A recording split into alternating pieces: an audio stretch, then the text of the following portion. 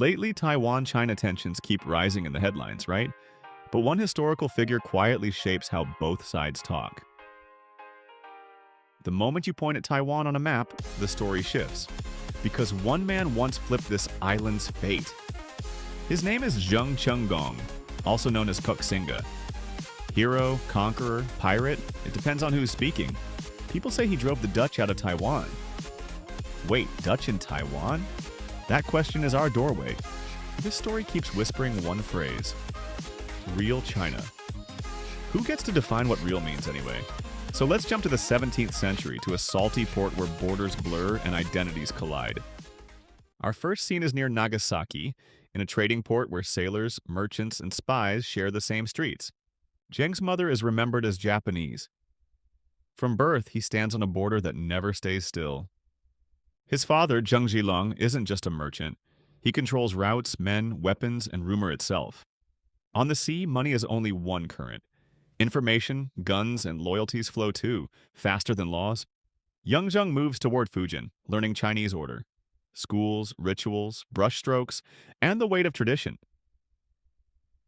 But a quiet question follows him. Born in Japan, raised in China, so who am I, really? He's trained like a scholar, yet pulled like a warrior. Desk and armor keep fighting inside him. What matters is he becomes an elite who understands the sea as logistics, not romance or poetry. Meanwhile, the Ming Dynasty trembles. Rumors of collapse turn into a feeling people can taste in markets. When a dynasty falls, people obsess over legitimacy. Who is rightful suddenly feels as urgent as food. The Qing arrive and politics reaches hair, clothes, and daily gestures. Small symbols become forced loyalty tests.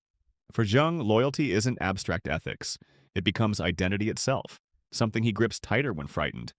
Then comes his father's choice. Compromise for survival. Practical maybe, but to a son, it cuts deep. Imagine the dinner table after that decision. Same bowls, same steam, but trust feels suddenly expensive. Loyalty turns into belonging. Choosing a side becomes choosing yourself, and that kind of choice hurts everyone.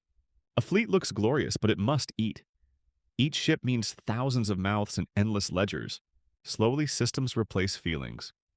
Once the machine starts moving, stopping feels like dying, not resting. Zheng builds rules, taxes, discipline, supply lines. It's almost a state floating on salt water. His slogan becomes simple: restore the Ming. But the mainland is distant, and the enemy is relentless. So he stares at Taiwan. Why that island? Because sometimes an island is not land, but leverage. The Ming collapse becomes real. Gates close, families pack, and history stops being abstract and becomes physical. A vacuum appears and every faction rushes to fill it. That rush is what we later call war. Qing pressure seeps into daily life. Inspections, orders, punishments. Even silence feels monitored. Zheng grips loyalty harder, like a mantra. I will not bend. Repeating it becomes its own armor. He expands control at sea. Tolls, escorts, intelligence. Whoever owns routes can act like a government. Laws are slower than waves. In this world, custom becomes law, and strength becomes paperwork. This is a legitimacy war, not only a military one. The question, who is rightful, draws blood. Proclamations spread, rumors race, flags change. A single sentence can move crowds more than a cannon. Zheng needs an outside base. The mainland is too dangerous, too watched, too expensive to breathe. But Taiwan isn't empty. So who lives there, and what happens when empires treat homes like chess squares? Enter the Dutch East India Company. Not a nation, a corporation, yet it builds forts and fields armies. A fort is not just stone and cannons, it's contracts, taxes, records, the technology of rule. Taiwan matters economically. Sugar, trade, routes. It's less an island than a key inside a lock. Zheng sees Taiwan as a springboard, not an ending. From there, he dreams of returning to rebuild China. But dreams need rice, water, and gunpowder. War is mathematics disguised as bravery. You can almost feel the preparation. Ropes pulled tight, sails rising, wood creaking, and men pretending not to fear. The sea lanes are narrow. One mistake, one storm, one betrayed signal, and an entire plan sinks quietly. On deck, Zheng chooses no retreat. That decision is a door that locks behind you forever. Taiwan's shoreline appears, but landing is only the beginning. The true target is the fortress. Write this down, 1661, a date like a nail. From here, the island becomes a single battlefield. Landings never go perfectly. Sand, mud, salt wind, shouting, and the first brutal truth. Survival comes first. Zheng isn't chasing scenery. He wants the strategic heart, Zeelandia, the fort that holds the island's keys. The Dutch trust walls and cannons, but walls cannot feed people, and cannons cannot cure fear. Zheng weaponizes time through blockade. If you cut arrivals, the fort collapses from the inside out. Supply becomes destiny. Water, food, powder. When these shrink, the battle shifts from fire to mines. Words become weapons, too. Repeat. We are the rightful owners long enough, and reality starts to obey. Small winds stack, a ship captured, a warehouse seized, a message intercepted. War is a chain of tiny clicks. On maps, routes disappear one by one. Imagine breathing through a straw that keeps narrowing. That is siege. Inside the fort, the enemy is not only outside. Sickness, fatigue, distrust. These cracks spread silently. Surrender is rarely cinematic. A key changes hands, a flag lowers, and history rewrites itself without music. The road stays the same, but ownership changes everything. Yesterday Dutch, today Zheng. Same stones, new power. The morning after victory is administration. Taxes, law, grain, discipline. Hero stories instantly become paperwork. Markets must stabilize. If people can't eat, celebrations turn to anger fast. Winning is not the end. Zheng keeps saying Taiwan is a springboard, not home. It sounds bold, but it is dangerous too. He builds symbols of legitimacy, seals, ceremonies, titles. Politics is often a theater that trains belief. But what about the island's existing people? For them, this is not history, it's daily disruption. Then the engine stops. Zheng dies soon after victory. It feels unreal, like a film cutting early. No grand fireworks, just a body going still. And the scary part? The system keeps moving anyway. The chair's empty, yet clerks keep writing. History can be ruthless. People vanish, institutions persist. Now the regime becomes the kingdom of Tungning. The dream meets maintenance costs, and costs rarely blink. Successors live in a different genre. Operations, not heroism. Grain, taxes, soldiers, these decide survival daily. A springboard slowly becomes a home. And when that happens, the original mission starts fading quietly. The Qing do not forget. Empires inhale, rebuild, and strike again when patience becomes power. Mark another date, 1683. A fleet approaches, and you can feel the scale difference before any battle.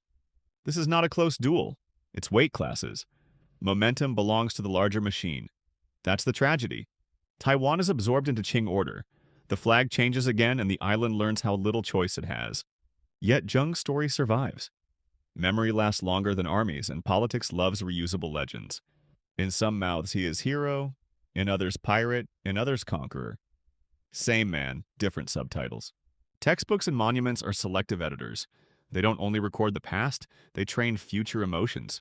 In China, Zheng is framed as the man who expelled Westerners. It's a story that fits modern rivalry. In Taiwan, Zheng is remembered as building a base on the island to return and restore China's legitimacy. Same person, different endings. You know how changing one film scene reshapes the entire message, right? His era fought over legitimacy. Today's conflict argues over representation. Different words, similar structure, same pressure.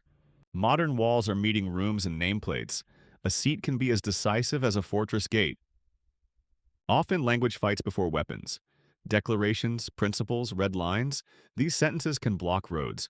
And where are the ordinary lives inside this grand narrative? Whose present becomes someone else's history? So we summon Zheng again, not as a statue, but as a witness. What would he notice first? The sea looks calm, yet everyone's heart is loud. Let's end with a question, not a blackout. Every victory has a price tag. Mobilization, taxes, coercion. Legends prefer to hide the receipt. Take one breath here. We are not concluding with certainty, we are sharpening the final question. China often reads Zheng as proof that outsiders can be expelled from Taiwan, a lens for today's U.S. tensions. Taiwan often remembers Zheng as the island-based leader who planned a mainland return to restore real China. So Taiwan becomes the stage. Same stage, different imagined endings, and the audience is living people. In the 17th century, weapons were blockades and forts. Cut supplies, stretch time, break morale quietly. In the 21st century, weapons are names, principles, and status. Words can harden into borders. Representation creates doors. Who enters, who speaks, who sits. A chair can decide reality for millions. So we must return to humans. People on the island are not symbols. They are mornings, jobs, and fear. If Zheng saw today, he might warn, a springboard becomes fragile when it turns into the goal itself. He might add, blockades always punish bodies first. Hunger is the oldest weapon and still works. And perhaps, sentences move fleets. When language hardens, it pushes leaders toward actions they cannot undo. So, what would Zheng choose to look at first today? Legitimacy, borders, or the ordinary lives caught between? We end with the question, not certainty. If Zheng stood at the strait now, what expression would he wear?